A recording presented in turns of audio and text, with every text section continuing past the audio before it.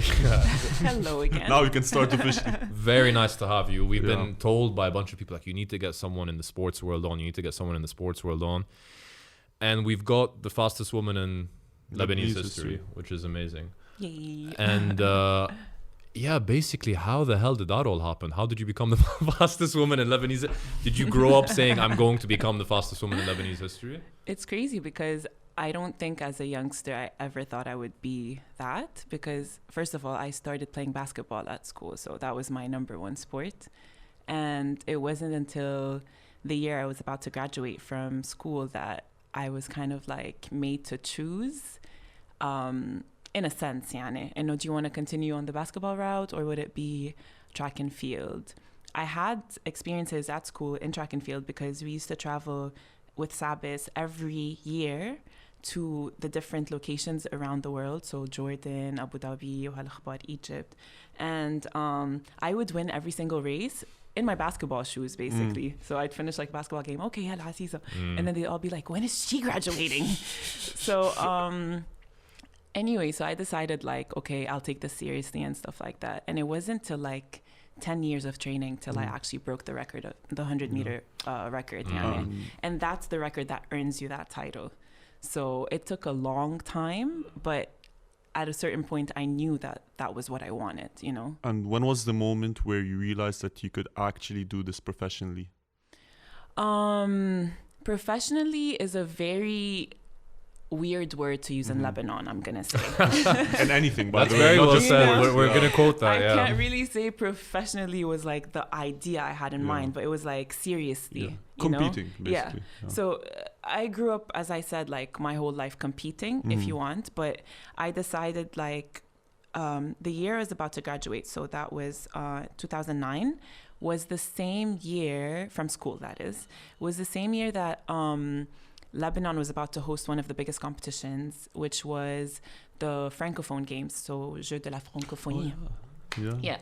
Sorry, Francophone Games? Yeah. I remember they made a big deal about this. It's called Francophone Games. Yeah. Because Lebanon. I know, way to kiss up to the French, right, Lebanon. Right? Yeah. They made us do like a project about it when Lebanon was hosting it in school. That's so cool, right? So I didn't really know about this whole thing, but I kind of was like, I had started training with Jamhour that like, at the end of 2008, and I still wasn't taking it seriously. Like Alice Kairouz was basically my coach, and she would make me cry like, why are you in your basketball shoes? Take the gum out of your mouth. I'm like, why am I even doing this? Like, but then anyway, that summer it was going to be the Francophone Games, right? And then the national federation, the Federation Taba Lebanon, had some meets and competitions to choose who the national team was going to be. And it was my first experience running at the Lebanese National Championship, and I won the 100 meters and the 200 meters.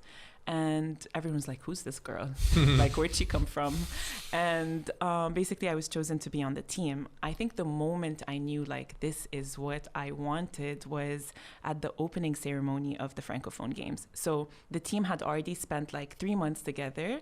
بالجامعة اللبنانية, we were sleeping at the dorms over there, training morning and night. It was, like, such a fun experience.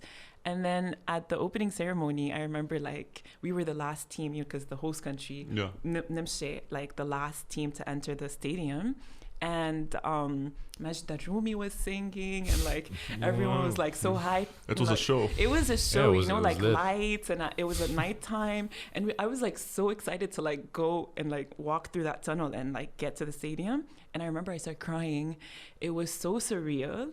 Like, feeling getting all goosebumps right now. Yeah, and I was like crying. I'm like, oh my gosh, like I'm representing my country, like this is so cool. And I feel like that was the moment I knew like I really wanted to do this, because it's like it's so beautiful being able to say you're representing your country while doing something you love and something you're good at.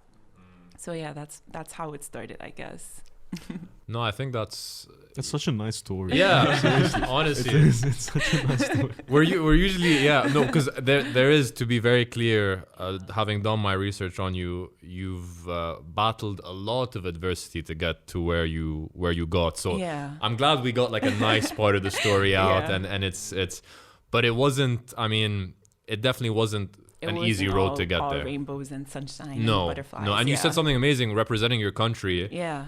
And So you're half Liberian, half Lebanese, right? True. Okay.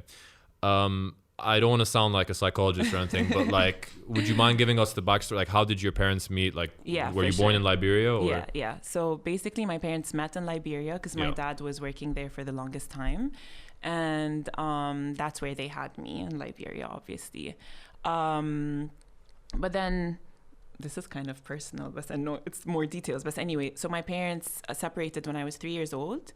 And at the age of 6, my mom moved to the States. So that's why I was telling you guys, I visit her. To New York. So, Jersey. Jersey, yes. Yeah. Shout out Jersey. Shout out Jersey. Yeah.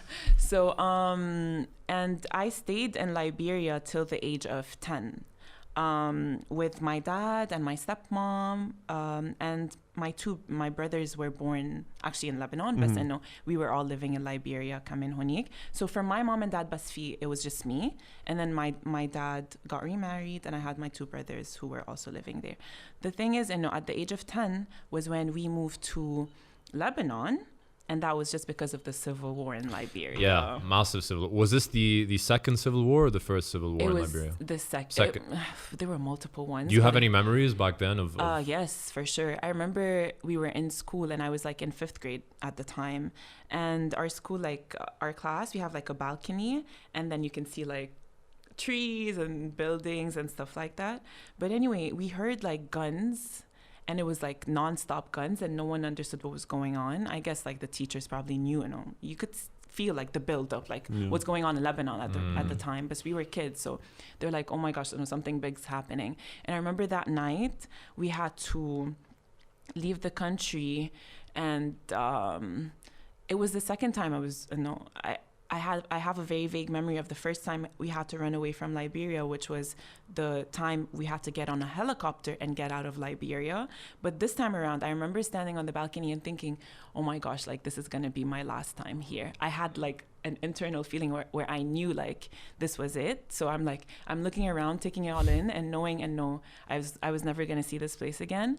And we had to leave like they had charter flights for all Lebanese families. So we left, and that's how I moved to Lebanon. How old were you when this I was happened? around 10 years old. 10 years old. Yeah. And so you moved to Lebanon, and since then up until now, you've been living in Lebanon most of your life, Most right? of my life, yeah. So do you feel at this point in time any connection towards Liberia? For sure. There's always a connection. I mean, I had the best childhood of my life, When I think of Liberia, it's like a very fun time, very international time. Like we were raised with people from all over the world, much more so than than what I have in Lebanon, or what I was like, around in Lebanon. So I'm very grateful for that opportunity. And then we had summer all year long, because I was born in November, right? But November for me was like summertime. And then we'd spend like school, which is like summertime, 9 months, and then we'd come for summer again in Lebanon. So I never had something called winter. And so I remember the first time I came to Lebanon in the winter time, and then they're like, we're going to go to the snow. I'm like, there's okay. snow? Yeah. Like snow? What is this? Do I want to see snow? Yeah, so... Have you never been back to Liberia since? I went back in 2008. Oh, okay, nice. Yeah, and the thing is, 2008, and then before that, I was like, I remember when I was 14 years old, it had been 8 years since I had seen my mom. Yeah. 8 yeah, years. It took that long. So this is the first time I actually say this on air. But wow. yeah. So when my mom moved to the States, there were like a lot of problems, because usually Liberians it's easy for them to get like visas to the States. And she went there on a visiting visa, but like she overstayed like a lot of people do. But then she eventually ended up getting the citizenship and all of that, because it's easier for Liberians to do that. But throughout that time, I couldn't even like get a visa to go visit her, and there were like some problems going on. And I remember like I had to go to Liberia, and she was coming as well, and I was thinking like, oh my gosh, I'm about to meet my mom right now. Like it was weird, because back then there was no WhatsApp, no video calls. we used to send each other like tapes. Wow. Like No for me to way. hear her voice. Of course, like You'd touchy call every now phones. and then. Yeah. Yeah. But I remember the tapes thing was a really big thing, and also letters. And she was one of the people who made me really love writing letters. So up till now, like whenever I visit her, I leave her a note or a letter around, like she'd find it. And so I was thinking, and the thing is, we had a really strong connection, even though we were like really far apart. And I'm thinking like, oh my gosh, I'm about to meet my mom. Like, will I feel this mother-daughter connection? Would it be weird? Would it be awkward? Would it be awkward and stuff like that? And so I was waiting for her at the airport. And as soon as she came out, like from the gate or whatever, and I'm looking at her, and then she's looking at me, and we're like crying. It was like such an intense moment as well. Yeah, but min waqta, like I started like visiting more often to the US or stuff like that. So last time I was in Liberia was 2008. It's good that you had the chance to go back, because Yeah. and well, you left Liberia to come to Lebanon. I'm so sorry. Yeah, you and I that. discussed this. I was telling Aziza over the phone, like, I'm so sorry that both sides have come from like really you're gonna This came out and then she's like, two, like, honestly, Hazik, yani, you're like two very unstable countries. let's say unstable. Yeah, unstable is, I think, the politically correct word of saying unstable. Yeah. So yeah, I'm sorry that you had to endure. I mean, at least I can say from my side there was one stable country, but I didn't get to experience it that much. So when you arrived to Lebanon, at this point you're staying with your dad and your stepmom. Yes. How was the transition to Lebanon at the age of 10, right? Yeah. So at that point, my dad stayed in Liberia because he wasn't going to leave the business and stuff like that. So it was just like me and myself, my mom, and my brothers. Just to make things clear, everyone wonders, like, is it the Cinderella story with your stepmom and stuff like that? Like, no, I was blessed at least with, like, I call her my mom as well. Yeah. You know? You guys had a good relationship. Yeah, very good relationship. Like, she raised me like one of her own. So I have mama and mom. That's how, like, you know. So, is there any jealousy between mama and mom? Or no, thank God, they're like really good friends. That's amazing, by the way. That's a blessing. Yeah, it is as well. Because I remember, like, if I had problems with my stepmom and she'd be like, you can't do this, which is like normal mom stuff. And then I'd call my mom in the US, I'm like, she won't let me do this. She's like, I said, listen to your mom. I'm like, oh Lord, I can't get away with anything. But anyway, where were we? Moving to Lebanon. Yeah. How you Moving to adjusted. Lebanon. So basically, it was a hard move at first because, you know, it's the same old story. Little black girl moving to, you know, a little Arab To a little Middle Eastern country. Yeah, Middle Eastern country. I mean, I was already used to being around Middle Easterners and Arabs and stuff like that, so it wasn't something new. And I spoke perfect Arabic, so it's not like, what are they saying or what are they talking about? It wasn't a culture shock. Yeah, it wasn't a culture shock at all. And we used to spend like summers over here and stuff like that. But I think being put in an environment or in a class with people who aren't really exposed to diversity was the hard part, you know? So I feel like even though the first couple of months were very hard for me, but I left there knowing I kind of put the diversity around and made people more acceptable of like, or more accepting of other whether it's color, religion, or whatever, you know? Because I know we said we don't talk about religion, but it was also one of the shocks I had when people were asking me, what religion are you from? It was like, other than the color thing. I'm like, how people really cared about that. Yeah, it was like, it wasn't stuff I was exposed to over there. But after the whole minor bullying stuff that I had, or minor bullying stints that I had to go through, the same people who were my bullies became my best friends, you know? And I feel like I'm blessed on that front as well, because if it weren't for like the support I had from my family, they'd be like, you know, you're strong, this is okay, don't be aggressive towards them as well, try to like, you know, show them the good side of you and stuff like that. So it all came together in a positive way eventually. So I didn't have to go through this for a very long time. Yeah, if you don't mind me asking, I don't know how good your memory is, but you told us that you studied in Shuaifat and SABIS, right? Yes. And do you remember how your first day there was like? It's so funny. Like your first day of school. Yeah, it's so funny because I only remember a really it's a vague memory, but it's the only memory I really have of the first day. Yeah. Because I remember I went into class and I had my parents like told me all the rules about the school. For example, like no jewelry or like hair up all the time and stuff like that.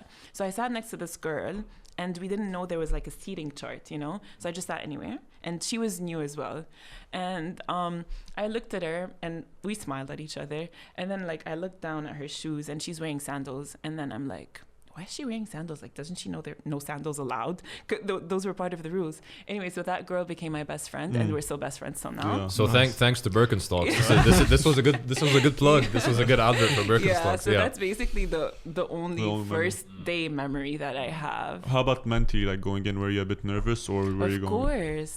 I mean, like, even now as adults, like if you have a new job or even True. if New a new surroundings. interview, like right now, you have those like jitters, you know? The goosebumps inside. You know, but it was like, of course, it was much bigger than that because like I was going to a completely new place, and I dropped my little brothers off as well because they were like in nursery and KG1, I think, and I had to go to my class, and it was like I didn't know where stuff was and stuff like that. So did you consciously know going in that you might be maybe a bit of an outsider, or you might Not be a really. bit? Okay, was that something that? not really. I think Okay. when you're 10, you're not really. You're not Yeah. exposed to that, thinking like that. Yeah. Like I never thought it's something that kind of existed because in my mind, like I was already around Lebanese people for the longest time in Liberia because it wasn't just like, international people. It was also Lebanese, like a huge Lebanese community, So I didn't think, it was an issue. You think it'd be a smooth transition. Yeah, like who would think, why would you ever put in a child's mind like color is an issue? The innocence of a child, like, be careful, like you're different, or people are gonna say something because you're different. Be like, why would they say something? Like, you know? Yeah. So It's interesting because we're People talking. are assholes. In essence, yeah. We did like a poll last week, a questionnaire on our Insta stories about talking like, is Lebanon considered the most progressive country in the Middle East? okay. And we Oh my god, that reaction's too good. reaction, but like, not from my experience. that's exactly, but and in my opinion, and so many people, there was a lot of debate in our DMs, people saying their opinions and giving different countries or agreeing with that statement. Yeah.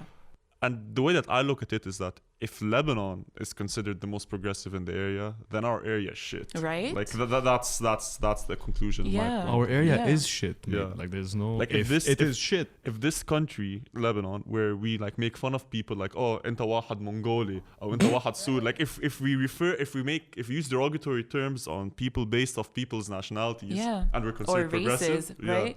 And the So- thing is, maybe it's for people who we consider ourselves progressives because, let's say, we come from ACS or Educated IC, backgrounds, yeah. like educated backgrounds and all of that stuff.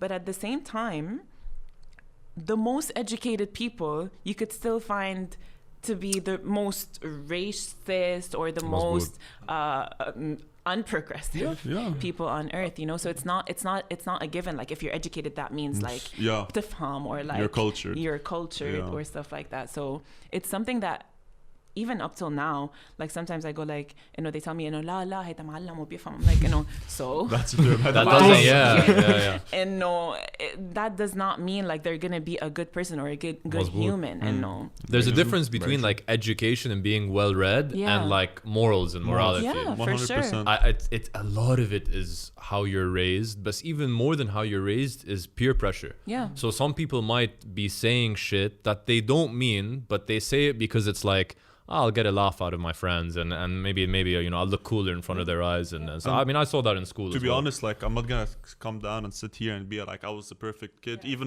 I gave into that peer pressure. Like I would sometimes go say "Inta wahad Mongole" or Suri or whatever, because at a young age, when you're like 12 or 13 years old, as you said, you're not really exposed to making fun of somebody based on their skin color or where they come from. You just think everybody else is saying it, so it's fine for me to say it. It's not until you grow older, you look back at it and you're like, shit, man, that's a bit fucked up. Yeah, and I think it's not. I'm not gonna say it's the kid's fault or whatever. We're just in a society 100%. that normalizes this stuff, normalizes terms like, for example, like I've spoken about this before, but in Lebanon, for a very huge part of the society, the word black, so if you're saying I'm a black person, they'd be like هيدا عبدة, which means slave. That's a literal translation of it, you know. So it's just in our vocabulary. You know, like how do people say like the vacuum cleaner is a Hoover? So they think, you know, okay, so a person that works at a house, like, you know, the maid or the helper,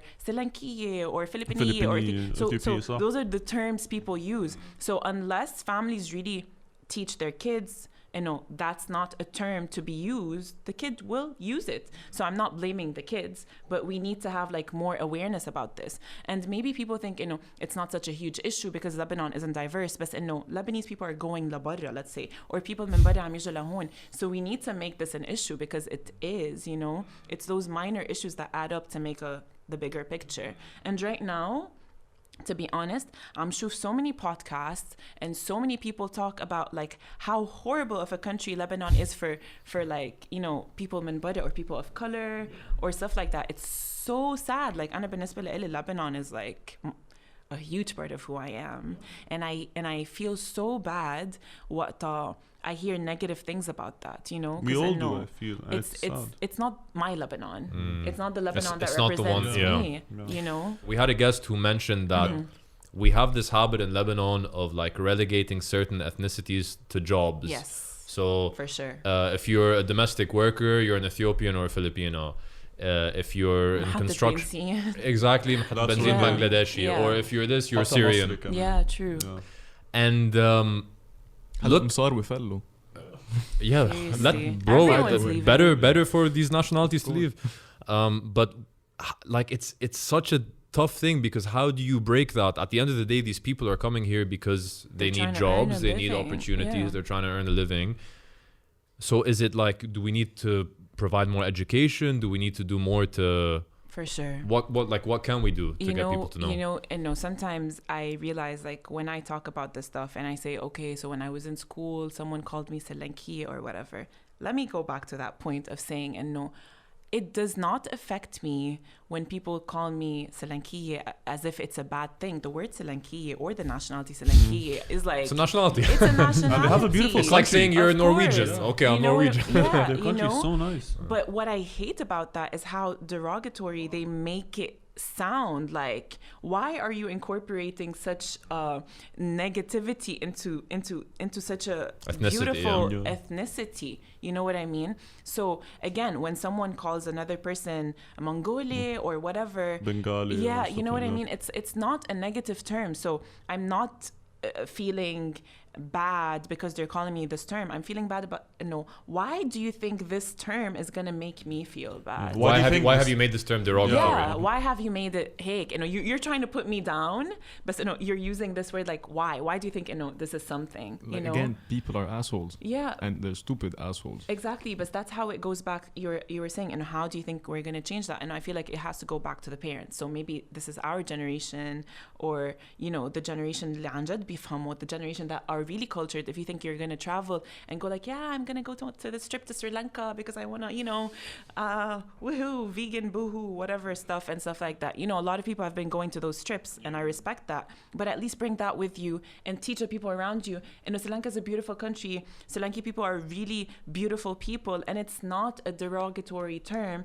And please, احترموا الناس اللي بيشتغلوا بالبيت عندكم wherever, because we're almost at that point as Lebanese. We're almost at that point where we don't even have enough money to stay in our own countries. We're going to be looking for jobs, barra, any job, to make dollars or euros or whatever to bring back to our families. And we need people to respect us, and we expect them to respect us, while maybe karma is going to turn it around and, we're going to be known as the really bad people, like هيدا اللبناني. I think that's already the case, by the way. Like, without us even knowing. And the sad thing is that, as you're saying, a lot of us are being forced to leave the country. So these people that are being forced to leave the country are the ones who are supposed to sit down and help educate other people about these matters. And if these people are leaving, then you're just I'm not gonna call them degenerates, but you're gonna have the more close-minded people forming echo chambers within this country and it's not gonna be very progressive at all. On the like country, it's gonna go backwards. Yeah. Did you see this video of the, I think it was like Ethiopian workers or Kenyan workers On the street protesting. No, not on the street,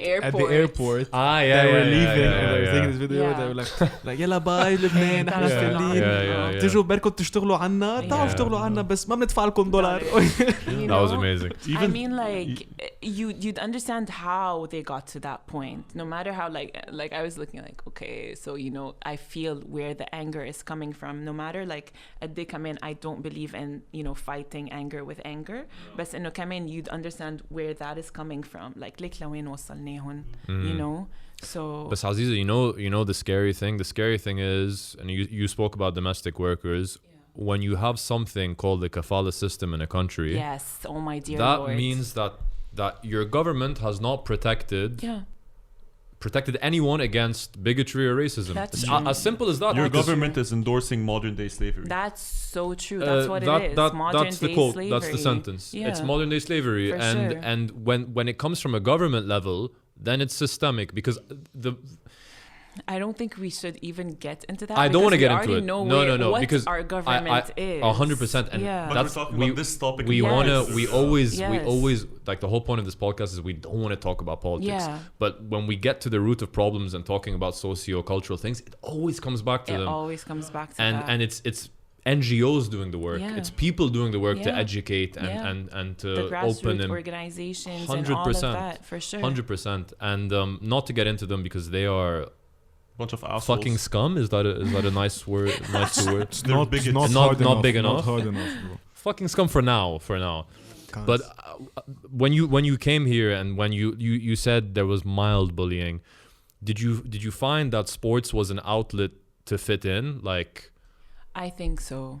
I mean, it wasn't an outlet to fit in, but I feel like every single kid or every single human, you know, needs a place where they feel like they belong or that they shine or that they can give something, you know, even and get like a clap of appreciation in return.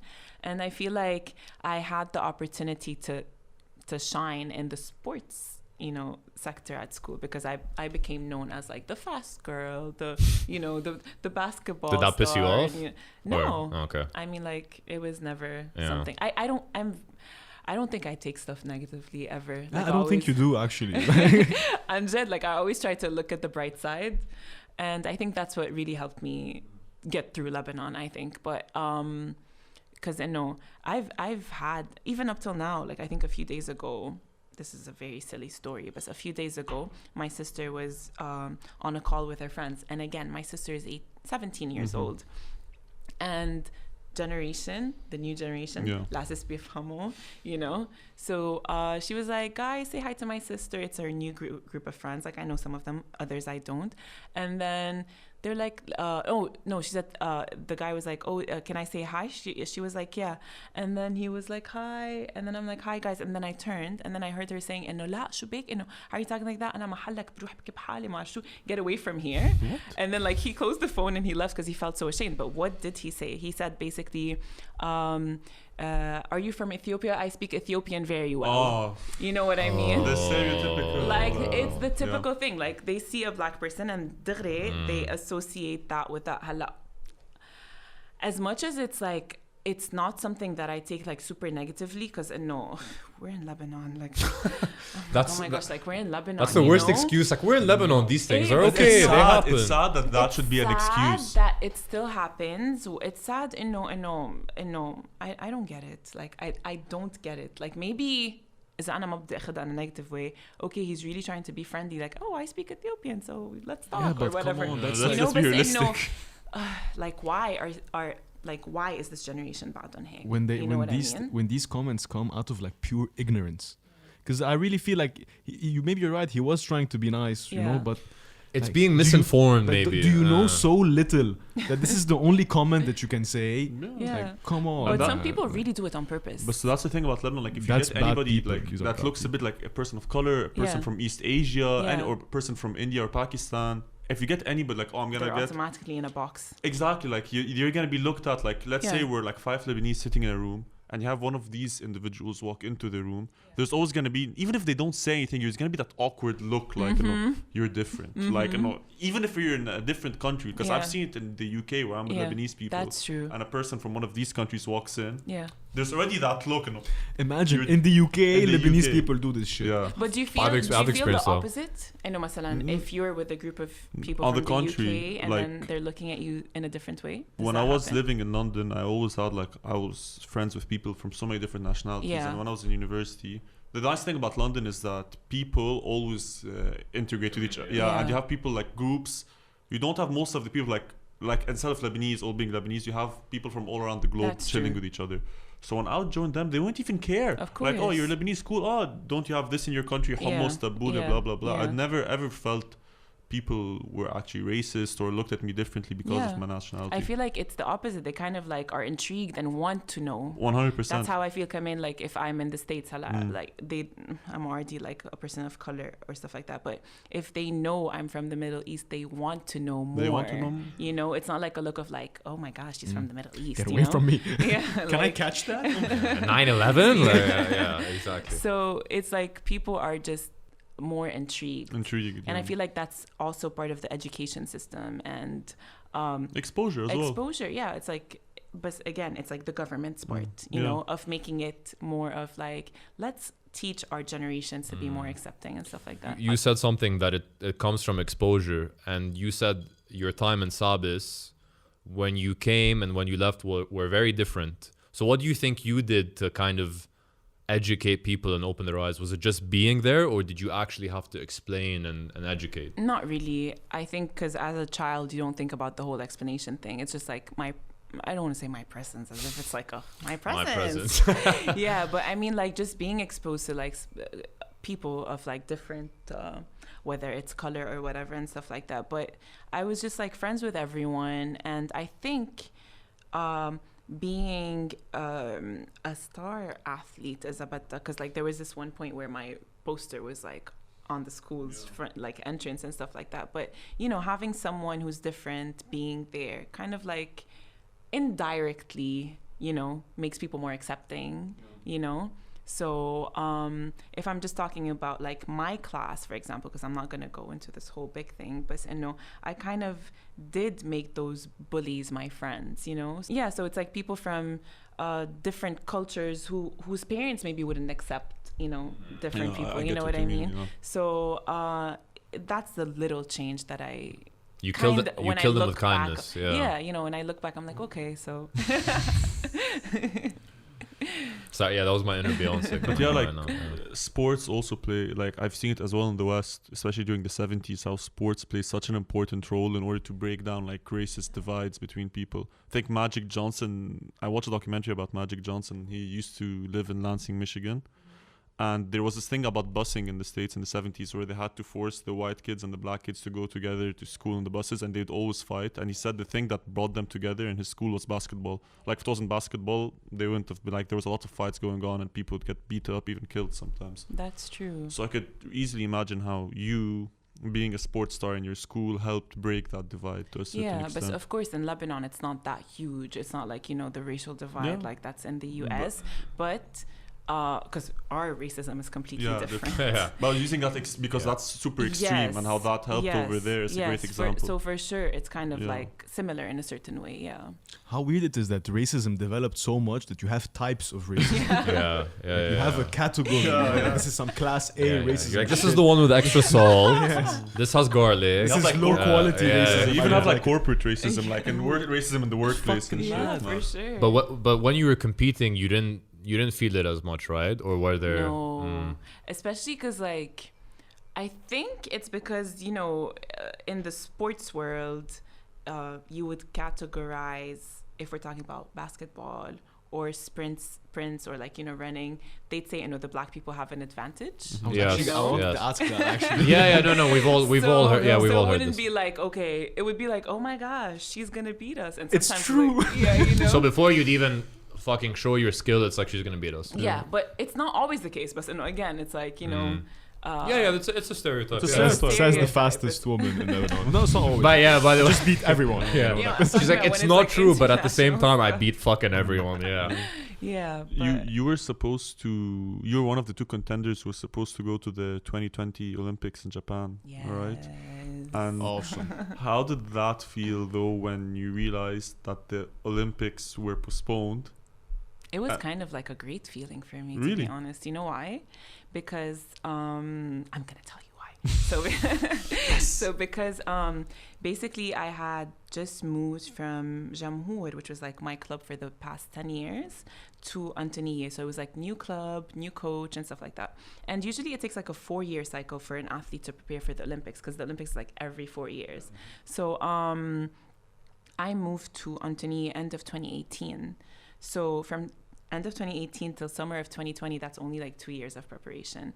And I feel like it took me the first year of training with Antoniye. It was kind of like a transformation phase where like I'm trying to adapt, or adaptation phases, but like I'm trying to adapt to the tough training. And it was the same year that I left my job and decided to like focus purely on track and field and training. So I'd be training like twice a day, and it was kind of like something very new to me, the intensity of the trainings and how things were going and stuff like that. It was very new, very hard. And my coach, Elise, was like, you know, if I tell her I'm tired, she'd be like, okay, like she'd adapt my trainings to me. But then this new coach was like, no, you have to do this. And I'm like, dictator, yeah. You know, like intense. It was kind of like very different on that front. And I broke the record before I moved to Antoniye. But it was just like 4 months of training with Antoniye, and I broke the record again. It was like 0.02 seconds difference, and that's like the 100, like so it's 0.02 seconds. But so I feel like I gained an extra year of training, and it's something that's to my advantage. Yeah. So this year I feel like I'm way better than I was last year, mentally, physically. My body changed so much. I'm more mature mentally, hatta, like I'm ready, and I'm You're really more confident about yourself. Yeah, I'm more confident. And the thing is, I know you said one of the two contenders, and maybe we're more than that, because everyone wants the spot. And min qabel, they used to take one guy and one girl from Lebanon, but now they're taking one person. Oof. Yeah, and they decide according to a certain table of points. So other countries, like if you're talking UK, US, you have spots. For the 100 meters, they have like 3 people. For the 200 meters, they have 3 people and whatever. And it's according to if they make the required time. نحن بلبنان, we don't get to that required time.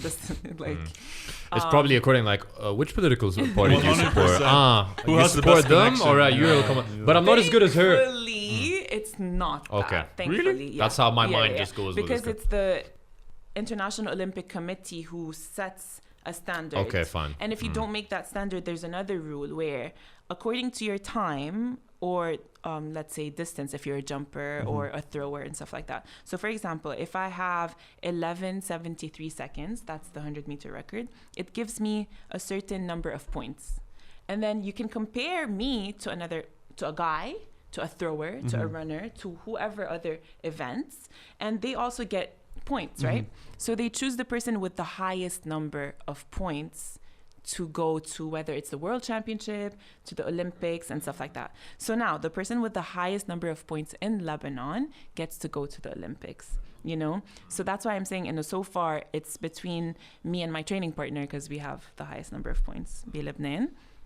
And we were so excited because before we're like, okay, yay, guy and girl, woo, we'll make it together and stuff like that. But now, like, okay, so I'm training with the same person who, like, I'm gonna be competing with for that spot. It's kind of weird. It is, but it's also like it's fun. I mean, it's fun. But how's your relationship? Like, because you guys are like trying to get that same. Yeah, it's like I love you, but when you're not looking, I'll fucking hit you over the head with a frying pan.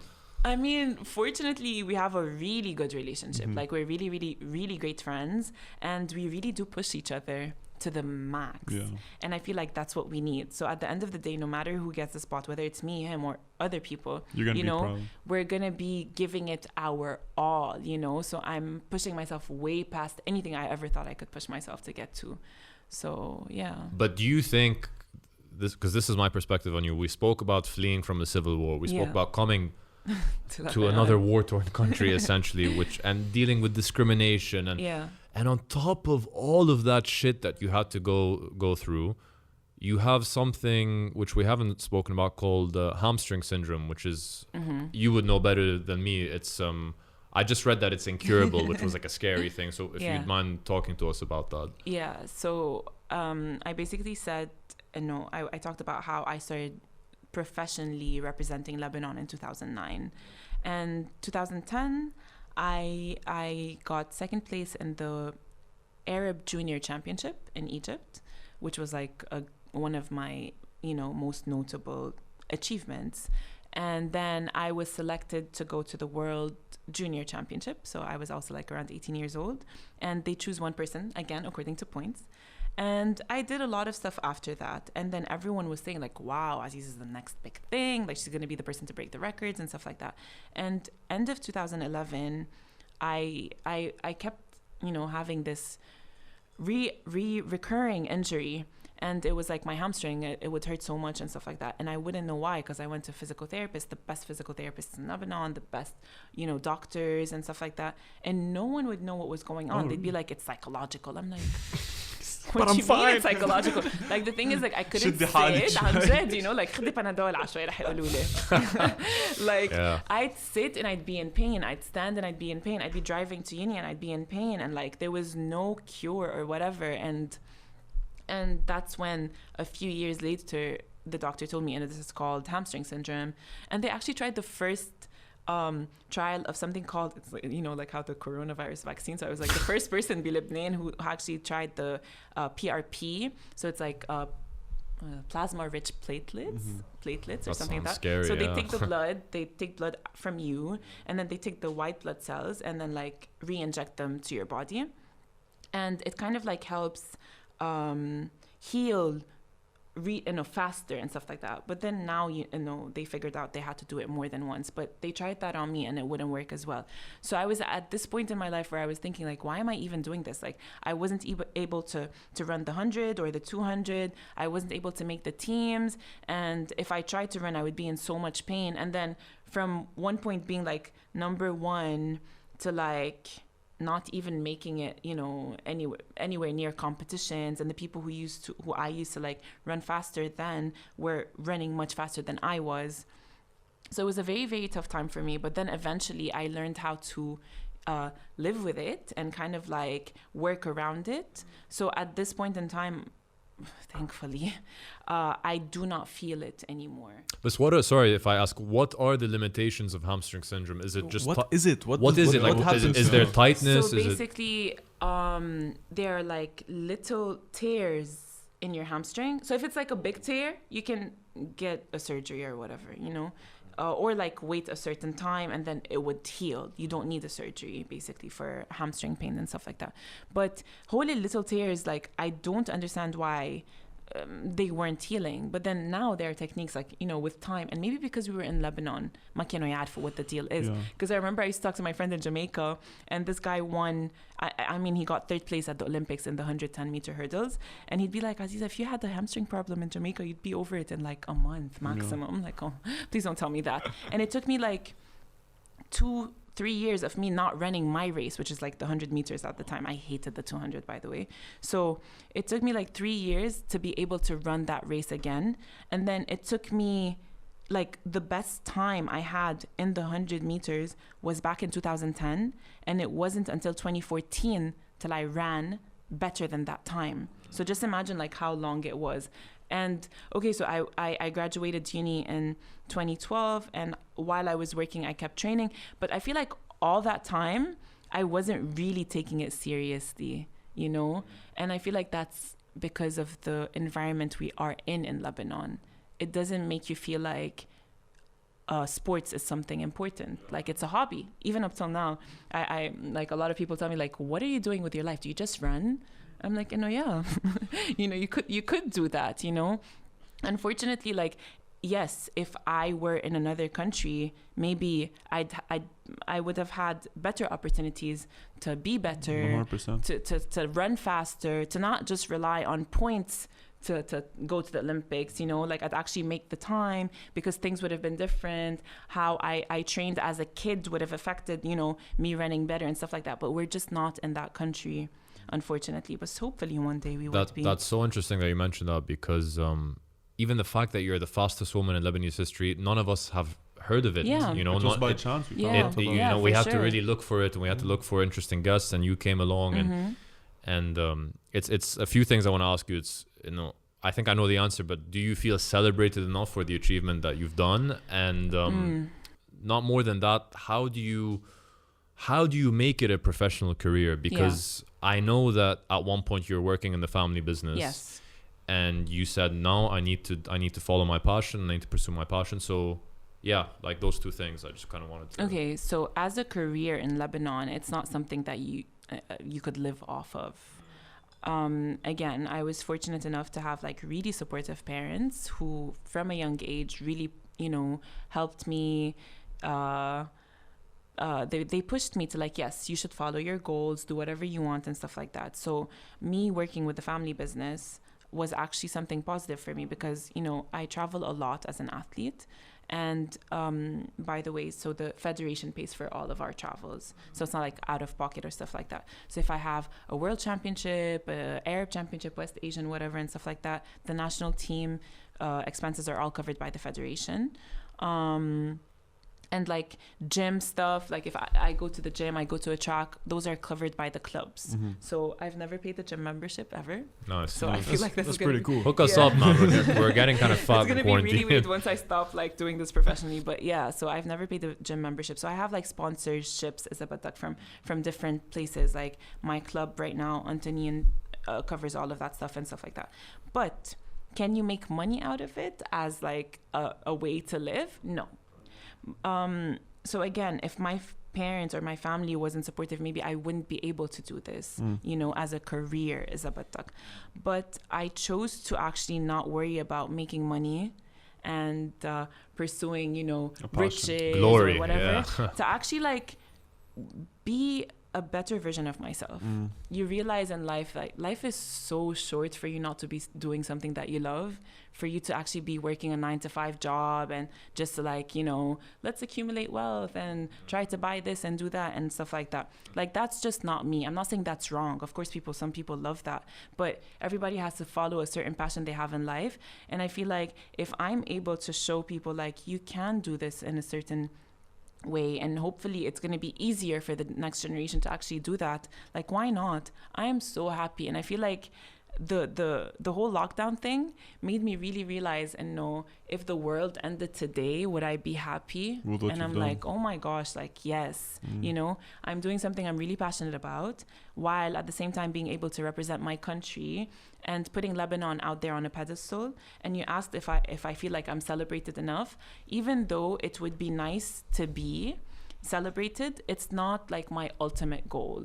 Hopefully, like if I just like sometimes I receive, you know, random messages on Instagram like and stuff like that, and it makes me so happy, like to see like boys and girls or men and women telling me like, oh my gosh, like you motivate me to work harder, you're such an inspiration for me and stuff like that. So just that alone is a really great payback for me, you know, like it makes me feel happy, like okay, so maybe I put something positive out there. I did do something. When did they postpone the Olympics for? I think next year. It's next July. And it's going to be every 4 years since then. So are we fucking with the fall even? No. It's going to be 3 years after that. It's going to be 3 years after that. Yeah. So it's still going to be the even numbers. Sorry, I had to. We need to get you to the Olympics, whether we have to subsidize it or whatever the fuck. Can we give you points? If I run very slowly, can you take my points? We'll just throw points at you. But like there's also the topic that you're talking about for a bit, and Ryan also brought it up, and it's about like sports in this country in general. And I trained personally kickboxing for 15 years. Oh Jesus fucking dude, but listen. I'm not you and Aziza are the same. I'm not talking about I'm talking about the talent that I saw in the academy over there. They would go compete representing Lebanon in Austria, in Japan, in the UK, in Spain, and there'd be so many people that would win gold medals in these. And the coach would always complain about one thing: all of these tournaments were not even subsidized by the government. The club and the people had to pay, and they had even people that were so talented that couldn't even afford to go on these flights and go to these tournaments. Yeah. And then if you go deeper, like when I look at football, I think football is a very popular sport over here. And I see so much talent on the streets. When I'd go up to my mountain house and play with people from the village, I'd see so many talented people. Yeah. But as you were saying, there's so many people that can't afford to do this even as a hobby because they need to make money to survive. True. And if they're gonna go play at the club, the wages are so fucking shit. So it goes back to the government. It goes back to the government, and fuck the government. Fuck the government. But you mentioned something I've seen in previous interviews that you don't like. Okay, an athlete's career is kind of finite. It's gonna last at a certain point. That's true. And you've mentioned something like you want to fucking help change the industry. Like you want to put more awareness out there. So when you're done, when your career as an athlete is over, what are the next few steps to do this? Yeah, so basically, I never expected myself to continue with this like sports career and take it to the next level, like work-wise and stuff like that. But I realized because this is such a huge passion for me, like this is definitely what I want to do. And it goes back again to Lebanon. Like I have the opportunity to actually stay in the US and just live there. But I feel like I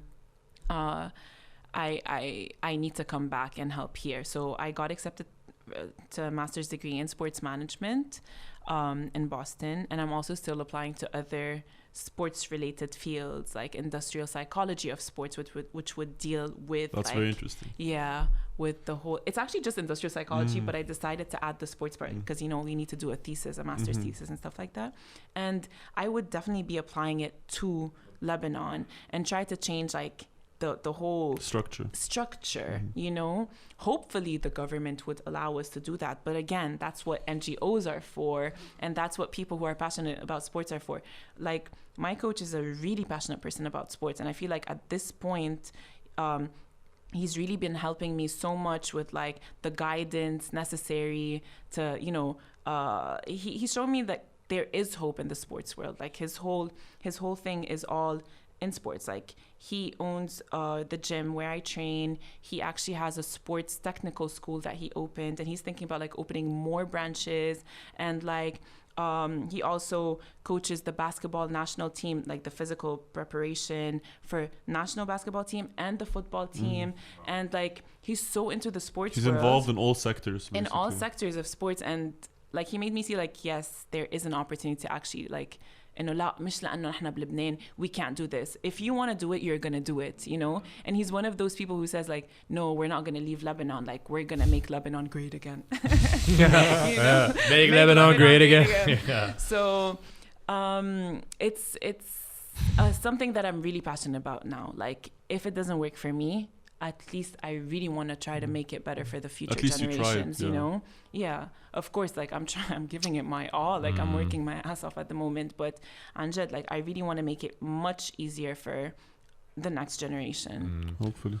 Aziza, honestly, like I think on behalf of all of us, it's safe to say like thank you for what you've done for Lebanon. I know it hasn't been celebrated, but it's being the fastest woman in Lebanese history, coming from the difficulties you had to deal with, all the adversity that you faced. It's really just amazing. Yeah, it's just me doing what I love, you know. So I feel like every person, no matter what we're going through, we just have to have like this positive mentality and use all the negativities as lessons to get better.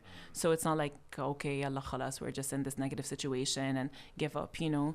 So and hopefully wisdom. In 2022, Minister of Sports. I think there's a Minister of Sports, right? There is such a thing. But even that, by the way, like Fadil Khatib was offered to do that. He said, "Fuck no," because it's full of corruption. Yeah. Hopefully, when we reform, and there's new faces, people who are progressive, secular, and want to actually improve the country. I hope when your career as an athlete is over, you have that sort of position. Yeah, thank you so much, and hopefully your story will inspire so many others. Aziza, thank you so much. Pleasure. Thank you guys for having me and like for putting my story out there. It's been a pleasure being here with you guys. Pleasure was ours.